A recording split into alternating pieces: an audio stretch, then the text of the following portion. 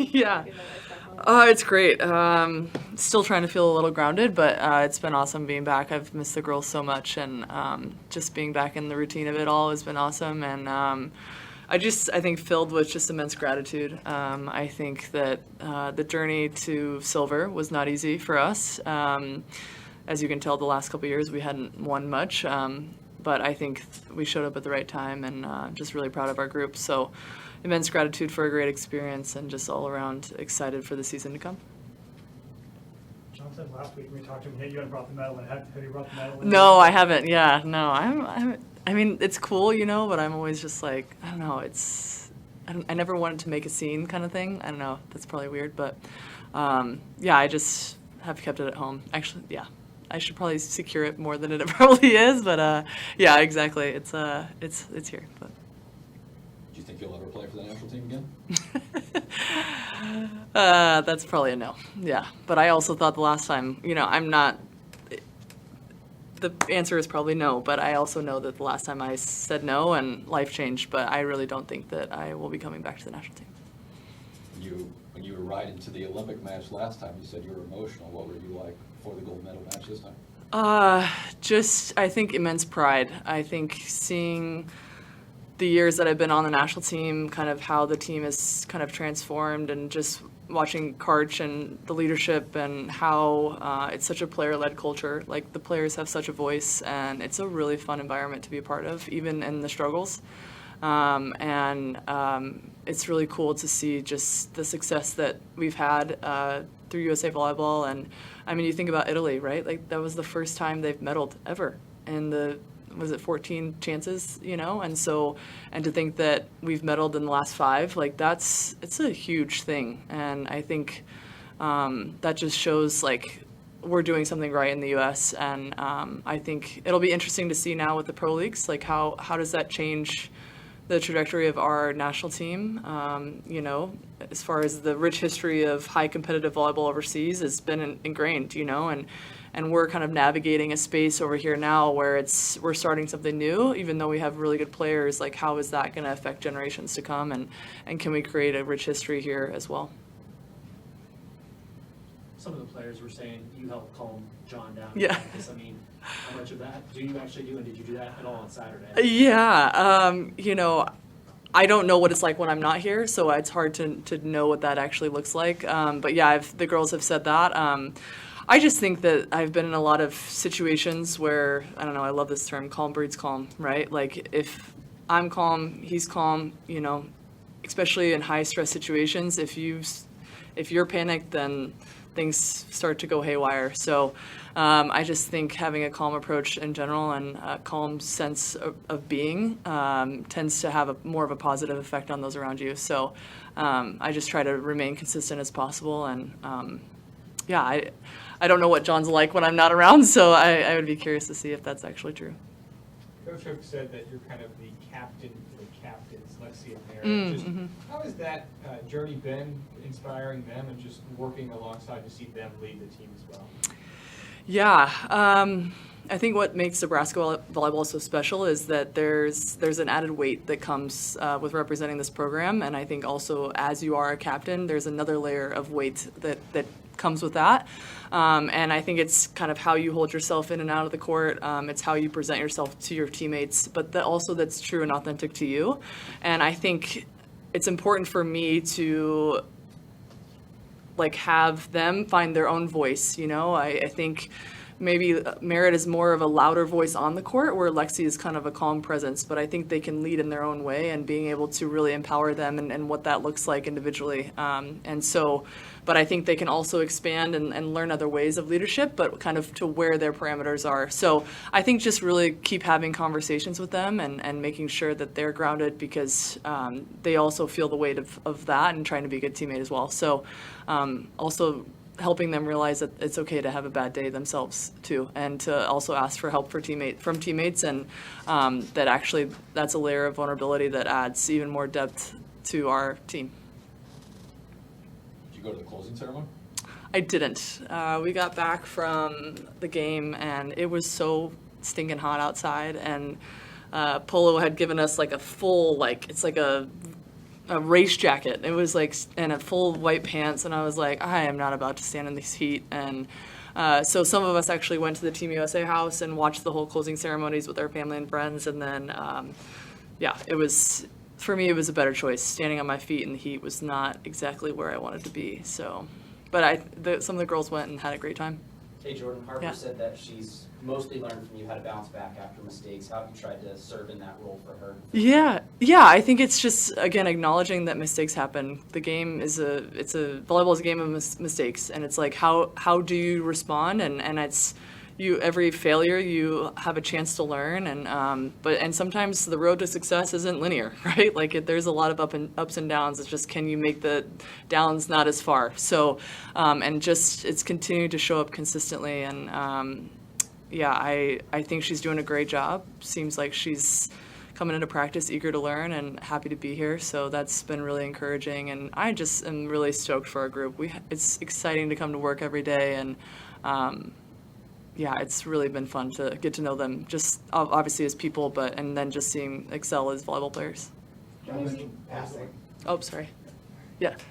John No. mentioned passing as a big focus going into the year, obviously going back to the national championship game and went there. That's obviously an area of expertise for you. Yep. What did you see from that team last year, and what are going to be the keys to pushing that forward this season? Yeah, I mean, passing is one of the harder mental skills, if there's, a skill that's harder in volleyball. But I think it's just being open and clear with communication, and it's a very much of a relationship thing. And so continue to work through that. And I think we had a great passing team last year. I thought Texas just served really well. So sometimes you have to give credit to the other team. But in general, we're going to keep working on our relationships, and it always comes back to fundamentals. And I think we have a great fundamentally sound team, which excites me, and just really, really excited to continue to work through it. I mean, I think we have all the right parts. What was it like playing those venues, but also knowing what the Vanny's like here? Was it kind of same kind of atmosphere? What was it like? Yeah, no, Paris did a fantastic job of hosting first and foremost, and the gym was really cool. It was actually in a convention center, so they actually made the stadium like by hand. It wasn't just a normal stadium. But it was really cool, really loud. Obviously, when we played France in France was amazing, right? I think the one thing that I wish, I guess, in America is that we would sing our national anthem with like immense pride, I think people say it, like sing to themselves, but when you're in Europe, it's like when you're standing in France, like you just hear them belt it out, and it's like the biggest chill moment ever. So I'm hoping one day that we can kind of belt it and sing with immense pride, but that it's a really cool environment to be a part of that. I know right now your focus is this team, but with the future, the pro team in Omaha, Yep. and growing the sport for young players, how important is that going to be important to you in future years? Yeah, I'm really excited. I think there's a lot of momentum and a lot of exciting things. Love sent a lot of us to New York on a media tour, and just it's cool to see like where volleyball is going and the attention that it's getting. And I think there's no better place than being here and being in Omaha. And I'm just. And a lot of former players are coming back, right? Lauren Stiverins, Maddie Kubik, right? Like, it's going to be a lot of familiar faces for the Husker Nation to be able to go watch as well.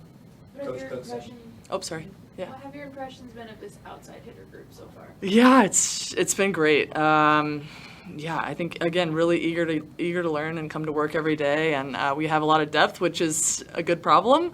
But also, it's hard. People are going to have to embrace roles or just get used to maybe a norm they're not used to. But I think everybody's needed on this team, and to win a national championship, you need everyone. So I think they're going to embrace that as well. Coach Cook said that there might be some nerves on Saturday for the Yeah. players. He also mentioned that your first Red White scrimmage might have been the most nervous you've ever been. Do you Yeah. agree with that? I And don't- what kind of advice have you shared with them? I don't know how he remembers that. I don't remember that, but I'm sure it was. Yeah, but it's I think for me as a player, what I tried to do as I got older was that every practice was a chance to make it game-like, right? If I'm approaching practice like how I approach a game, then it should show up on the same day, and trusting that you actually put in the work for it to show up. And so I think encouraging them that we think it has to look different. You know, we think that, oh my gosh, the lights are on and all of a sudden I have to be bigger than I am. And actually, I just have to continue to do the same thing I do every day. And I think getting there, it's more of a mindset than anything of technical, all those things. So getting them to buy into that process is huge. And then he's a big proponent of breath work, you know, like before a serve, like routine. And routine goes on and off the court as well. How you do one thing. Are you making your bed? Are you waking up, eating breakfast, fueling? All those things lead into long-term success as well. What do you remember about that day and the nerves that went with it? Yeah, for sure. I was for sure amped, I'm sure, and just stoked to be, being in front of a home crowd. You know, nothing beats 45 minutes from home and being able to play in front of your family and friends. And the fact that now it's sold out, like, I don't know if has that ever happened? Have you sold out? Yeah, probably. I shouldn't. That was a dumb question, but it's cool that we get to play in front of a sold out crowd as well. You mentioned it's kind of been a whirlwind. Do you plan to take some time, reflect on your national career? 4 medals is the most by any volleyball player in any Olympics. Do you plan to take a break at some point? Yeah. I think in December after the Final Four I will. But I think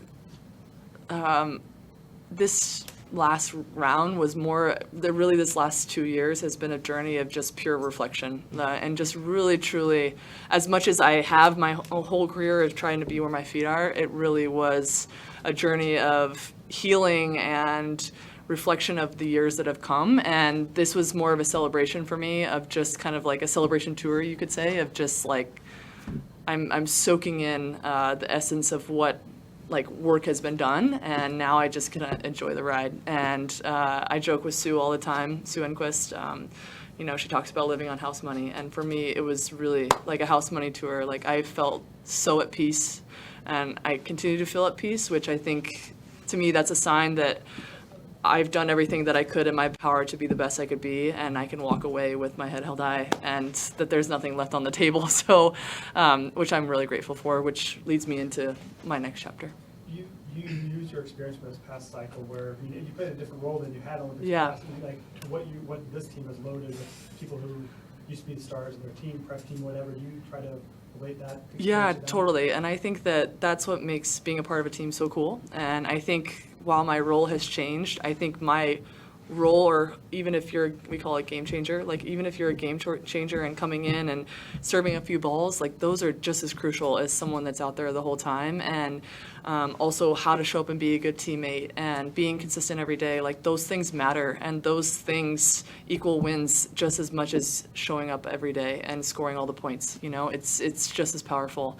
And if you have someone that's negative Nancy or just doesn't want to be there, like that doesn't help the team grow as a whole. So if I was a captain and preaching those things, like I'm going to show up and do those things because that's what matters. Yeah.